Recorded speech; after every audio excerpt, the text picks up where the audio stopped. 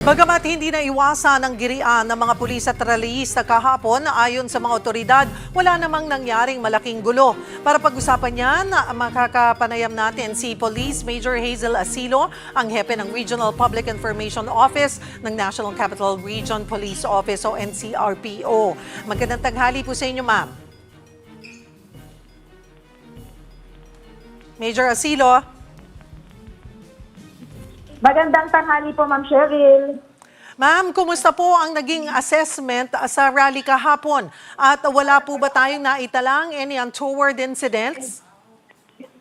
Yes po, naging generally peaceful naman po yung ating mga naging kilos protesta kahapon at wala po tayong na-monitor na mga major untoward incidents. Naging sa ating pong maagang deployment at yung ating koordinasyon sa iba't ibang grupo, naging maayos po yung paggalaw ng ating mga tauhan. Ganun din po yung mga ginawang programa ng mga nagtipon-tipon kahapon.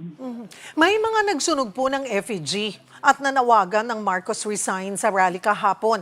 Meron po ba tayong sinita o iniimbestigahan kaugnay ng inciting to sedition?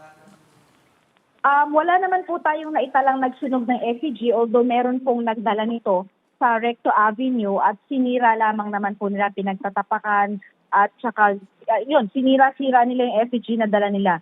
Bagamat may ilang sigaw ng Marcos resign, wala po tayong nakita o na-monitor na pahayag na nag-uudyok ng karahasan o pag-atake sa pamahalaan. Ganun din po yung anumang aktong pasok po sa ating inciting to sedition. Ang kanilang mga panawagan naman po ay nanatili sa saklaw ng freedom of expression at patuloy po nating minomonitor ang sitwasyon upang masiguro na hindi po mag-elevate yung sitwasyon na ito. Nagkaroon po ng komosyon kahapon sa Luneta, yung mga pulis at rallyista. Wala po ba talagang permit yung mga nag-rally? Wala po silang permit, although ang sinasabi po nila ay mayroon silang koordinasyon. Pero ang kailangan po namin is yung written and approved permit po mula sa National Parks Development Committee na kumbaga po ay manggagaling doon sa pamunuan na kung saan po nangangalaga doon sa ating Luneta Park. So wala po kaming natanggap or nabigyan man kami ng copy po ng ng permit para po sana nagkaroon ng koordinasyon at yung mga dapat po nilang gawin sa araw na yon. May tatlong nagpakilalang miyembro po ng media na hinuli sa Maynila kahapon. Bakit po sila hinuli at kinasuhan ho ba sila?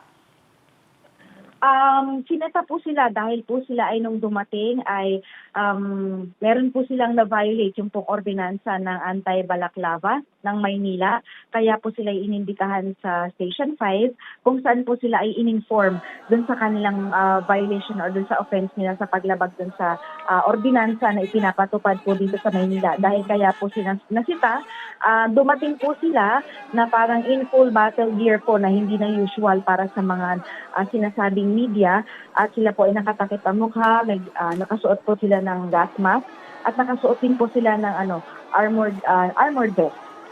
Linawin lamang po natin, Major Asilo, ano po ba yung mga pinagbabawal isuot sa ilalim ng anti-balaklava ordinance sa Maynila? Bawal ang kahit anong takip po sa mukha. Bawal po kasi ganito po, mga pinagbabawal po dyan, halimbawa po na naka-helmet tapos bumaba po tayo ng motor natin, pumasok tayo sa mga establishments na natatakpan yung ating mukha, naka-full face helmet tayo, bawal po yan. Bawal din po yung nako-cover yung ating, kumbaga po yung nagpo-conceal sa ating identity, yung mga mask po na pag pumapasok tayo sa mga establishments, government offices, na kinakailangan po dapat na nakikita yung ating mukha.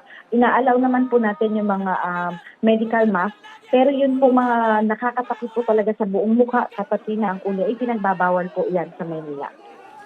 May sinita rin ho kayo na isang lalaking may bit-bit naman na tsako. Ano ho ba ang nangyari rito? Yan po, isa din po yan sa ating tinanong. Hindi din naman po siya kinasuhan. Pinauwi na rin po siya matapos nating tanongin kung ano po ang purpose kung bakit siya nandun, ano po ang reason kung bakit siya may dalang tsako or agmas. At sinabi po sa kanya na bawal po yung kanyang mga dala. At siya naman po ay naging cooperative at umuwi na rin naman po siya.